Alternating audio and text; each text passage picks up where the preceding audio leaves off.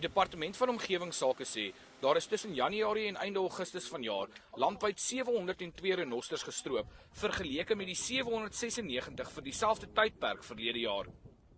414 stropers is reeds vanjaar in hegtenis geneem. Die aankondiging van Nasionale Parke Week gaan nie net oor die bewusmaking van stropery nie, maar ook oor groei in die toerismesektor. Ons sê ook die toerisme van ons land moet groei. So van die sosio-ekonomiese sake punt is dit baie belangrik om sulke showcasing te doen.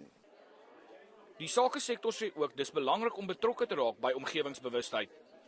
We need to help as much as possible to expose the park life and the beauty of our nature in South Africa, to promote internal tourism, and as well as promoting external tourism. It's important that we teach the younger ones so that at the end of the day we can leave the generations to come, leave them a healthy and a good place to live in.